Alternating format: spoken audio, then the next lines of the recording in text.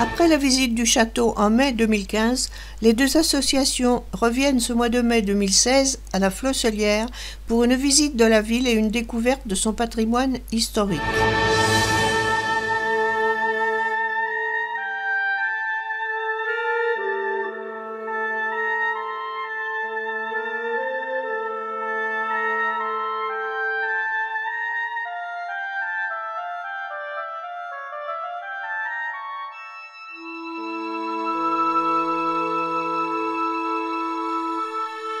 Dominée par le puits Lambert à 275 mètres d'altitude, la commune de la Flosselière regorge d'un patrimoine riche en vieilles pierres.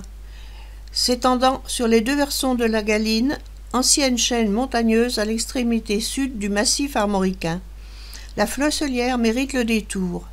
Au cœur du bocage, la Flosselière est sillonnée de ruisseaux, ce qui explique peut-être sa verdure. Les habitants de la Flosselière se nomment les Flosséens et les Flosséennes.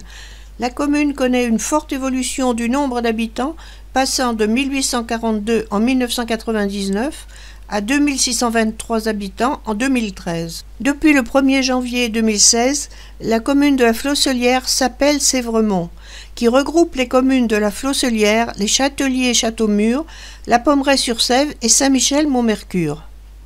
La Sèvre traverse 3 communes et il y a des monts dans chaque municipalité. Par des limites naturelles qui sont des rivières. Ce que j'ai mis en bleu, ce sont des rivières.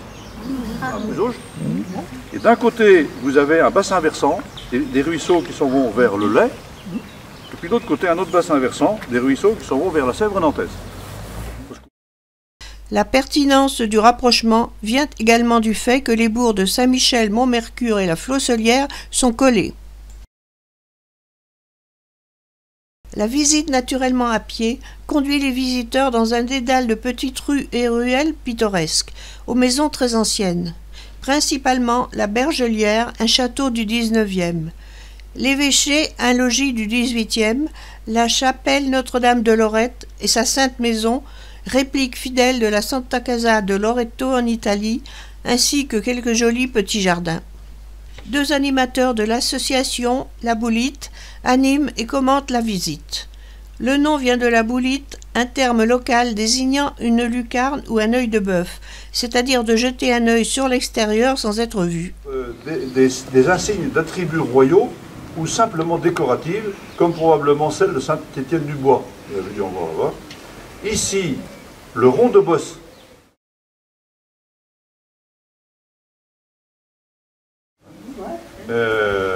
Presque total, lui confère le pouvoir d'une part de renvoyer la foudre, voilà.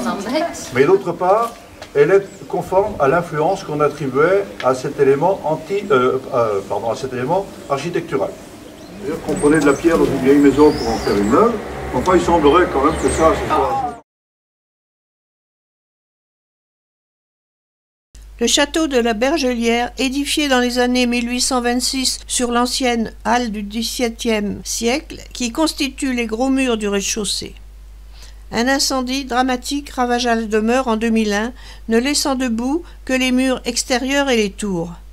Jean-Patrice de Laurence, son épouse Lucrèce et sa sœur Mireille de Vaumas, les propriétaires actuels, s'attellent à sa reconstruction qui durera jusqu'en 2006. L'évêché.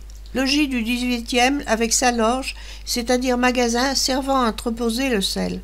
Résidence d'été de Monseigneur Pailloux, évêque de La Rochelle, au début du 19e siècle. La mairie, inaugurée en 2007 dans l'ancien bâtiment du presbytère, érigé en 1890.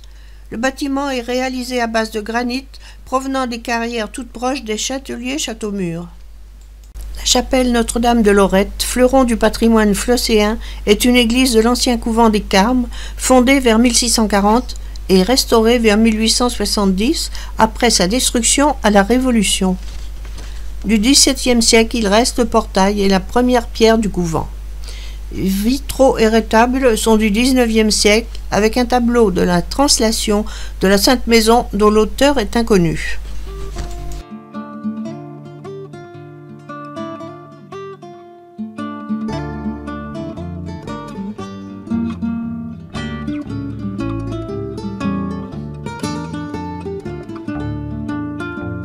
La Sainte Maison inscrite à l'inventaire supplémentaire des monuments historiques, dont la porte d'accès se situe à gauche de l'autel, est une réplique fidèle de la Santa Casa de Lorette en Italie, érigée en 1873, réalisée par le père d'Alain, suivant les plans du lithographe nantais Félix Benoît. La Sainte Maison est bénite le 10 décembre 1873 et une intense vie religieuse se développe autour de la chapelle, avec d'importants pèlerinages et de grandes processions qui ont marqué fortement la vie des Flosséens, toujours très attachés à ce lieu. Sur le retable, tableau de l'Annonciation et de la Visitation. Face au retable, une belle croix du XIXe siècle.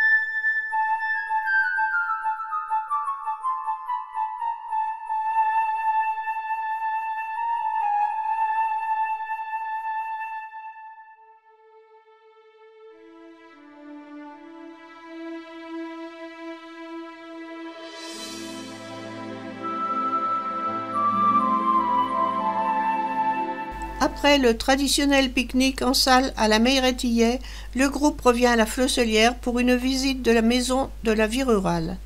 Un jardin associatif géré par des bénévoles et salariés d'un centre permanent d'initiative pour l'environnement, CPIE. Niché au pied du point culminant de la Vendée, au cœur des collines bocagères, les jardins sont une invitation à la découverte dans un paysage de verdure. Les idées de centaines de bénévoles fourmillent et invitent à une promenade bucolique et pédagogique autour de l'histoire du bocage, du jardinage naturel, des multiples saveurs et vertus des plantes sauvages et des légumes oubliés. Certes, à ce moment de l'année, les jardins sont à leurs prémices du printemps et manquent encore d'éclat. Ce manque est compensé par la présence d'un guide érudit de jardinage qui fait vivre sa passion, dévoilant les astuces et conseils techniques d'entretien des plantes, des fleurs et des arbustes. À la maison de la vie rurale de la Flosselière, tout commence par cette vue sur le haut bocage vendéen. C'est un paysage de collines qui est assez particulier, donc qui culmine à entre 250 et 290 mètres d'altitude, mais avec un milieu naturel très spécifique. Donc on va retrouver les taillis de châtaigniers, les prairies très sèches avec les affleurements granitiques, et puis les fonds de vallée humides avec les ruisseaux, les sources et les étangs. Donc c'est cette combinaison de zones très sèches, de zones ouvertes avec des prairies, des zones boisées et des zones humides, le tout connecté par un maillage de haies et de ruisseaux, ça donne toute la biodiversité et la spécificité du haut-bocage. Donc là par exemple on a l'amande coque qui sent la chlorophylle. Au cœur des collines vendéennes, la Maison de la Vie Rurale est un lieu d'animation locale où se développe une offre touristique à vocation pédagogique.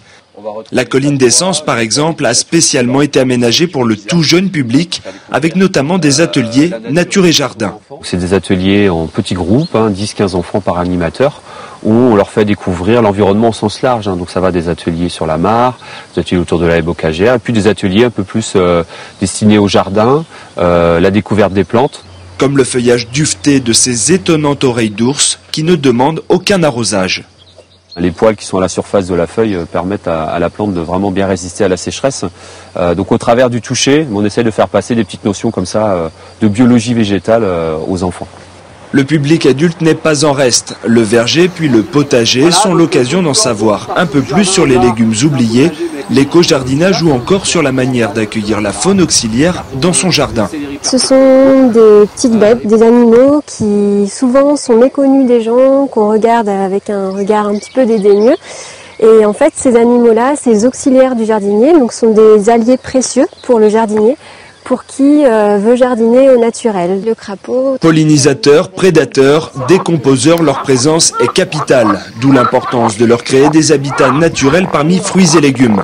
C'est notamment grâce à cette éducation à l'environnement que la Maison de la Vie Rurale de la Flosselière est la seule en Vendée à être labellisée depuis 2000, centre permanent d'initiative pour l'environnement.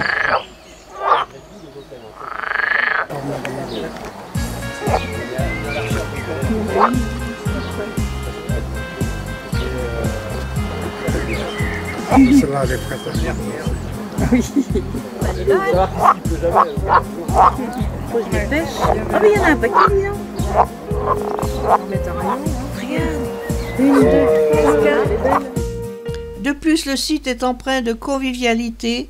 L'hôte des lieux, à l'issue de la visite, offre une petite dégustation de quelques spécialités culinaires à base de légumes et fruits des jardins de sa fabrication. Une fois de plus, voici encore une agréable journée passée avec les amis de la Meilleraye. Nous les remercions bien vivement pour la convivialité, l'accueil et les bons moments passés ensemble. Le thème sur la visite de la commune de la Flosselière et de la Maison de la Vie Rurale a été très apprécié par l'ensemble des participants.